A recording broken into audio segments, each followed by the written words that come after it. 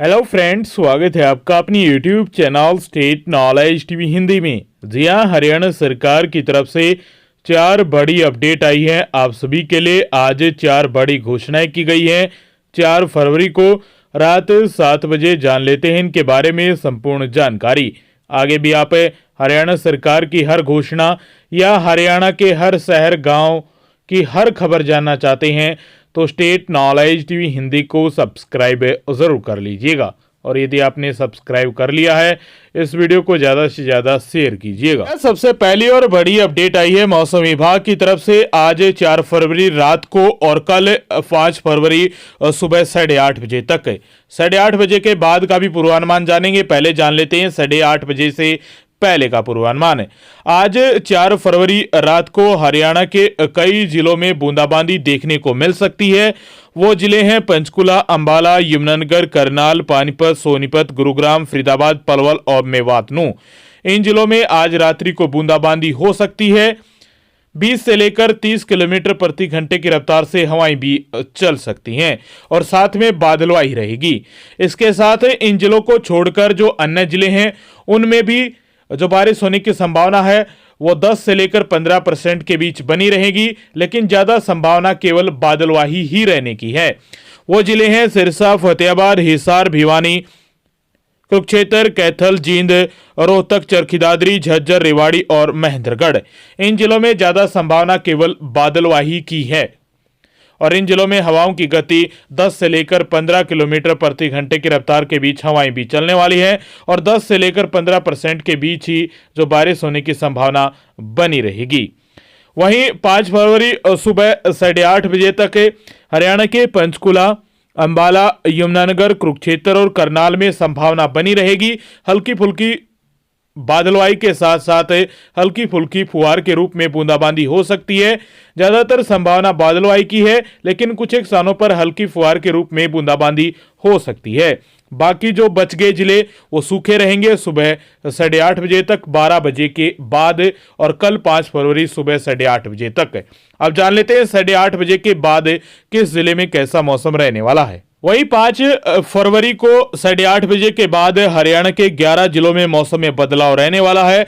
वो 11 जिले हैं आपके पंचकुला, अंबाला, यमुनानगर, करनाल, पानीपत, सोनीपत, रोहतक के कुछ एक स्थानों पर हल्की फुल्की जो बदलाव हो देखने को मिल सकता है, लेकिन ज्यादा रोहतक में नहीं रहने वाला है बदलाव।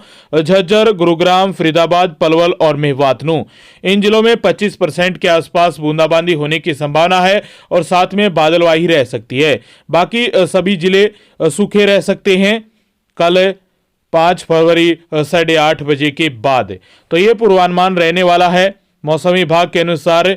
ये पहली अपडेट आई थी मौसम विभाग की तरफ से और पूरे जिले वाइज मौसम अपडेट जानने के लिए शाम वाली वीडियो देखना मत भूलिएगा। जी हाँ, दूसरी बड़ी अपडेट आई है आप सभी के लिए मुख्यमंत्री शहरी आवास योजना को लेकर। जी हाँ, आप हाउसिंग फॉर ऑल विभाग हरियाणा सरकार की वेबसाइट पर जाकर जो सरकार गरीब परिवारों को प्लॉट दे रही है, मकान दे रही है, उसके लिए आवेदन कर सकते हैं। इसमें आप इस वेबसाइट पर जाएंगे तो इस प्रकार का इंटरफेस आपको देखने को मिलेगा। हाउसिंग फॉर ऑल हरियाणा जो विभाग है उसकी ऑफिशियल वेबसाइट है। इस पर आपको लॉगिन करना होगा और उसी के माध्यम से आप जो रजिस्ट्रेशन वगैरह है वो कर पाएंगे मुख्यमंत्री शहरी आवास योजना के तहत। इसमें कुछ आवश्यक निर्देश भी जारी किए गए हैं कि मुख्यमंत्री शहरी आवास योजना में प्लॉट बुक के संबंध में सूचित किया जाता है कि यह पोर्टल निम्नलिखित विवरण के साथ केवल प्लॉट की बुकिंग के लिए खुला गया है। पोर्टल खुल गया है। बुकिंग बंद होने की जो तारीख है वो 15 फरवरी 2024 है। अभी जो बुकिंग है वो चालू है। इसके साथ बुकिंग केवल इन 14 शहरों के लिए ही खोली गई है, जिसमें यदि आप इन शहरों से संबंध रखते हैं तो आप रजिस्ट्रेशन है या बुकिंग कर सकते हैं अपने प्लॉट की।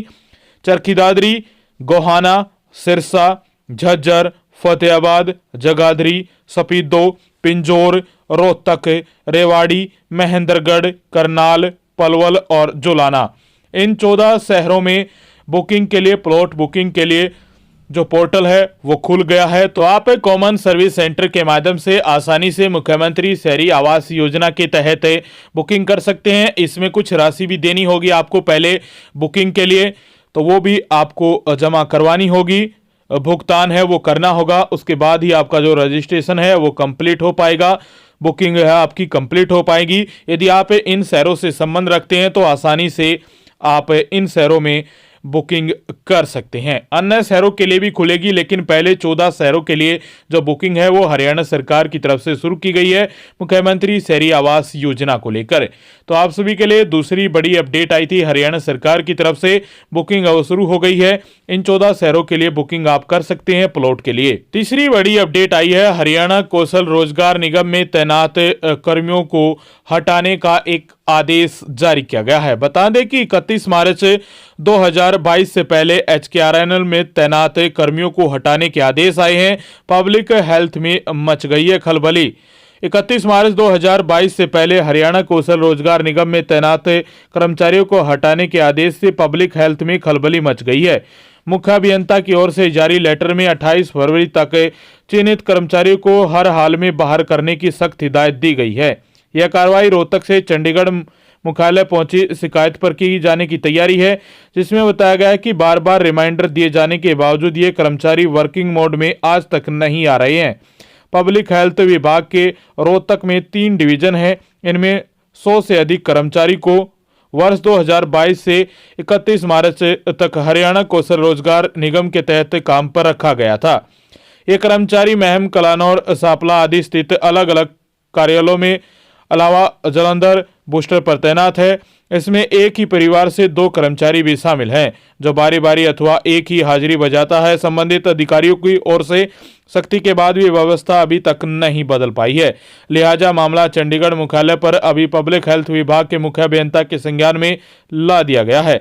इधर मुख्यालय का लेटर आने के बाद वे अधिकारी बेचैन हैं जिनके चहेते को हरियाणा कौशल रोजगार के तहत इस दायरे में नौकरी मिली है, वे मामले को रफा दफा करने के चक्कर में लग गए हैं। तो ये बड़ी अपडेट आई है, आदेश के बाद भी नहीं हटेंगे कर्मचारी, ऐसी पब्लिक हेल्थ विभाग के मुख्य अभियंता के स्तर से लेटर आया है कि मैंने उसे देख लिया है, लेकिन हम इतनी जल्दी हरियाणा कौशल रोजगार के जरिए लगे कर्मचारियों को हटाने वाले नहीं है। इस बाबत हमने शुक्रवार को ही चिट्ठी चंडीगढ़ भेज दी है। तो बड़ी अपडेट है, जो वर्किंग मोड में नहीं आ रहे हैं, जो कर्मचारी हैं वो नहीं जा रहे हैं काम के लिए, तो उनको हटाने का जो है आदेश वो जारी किया गया है।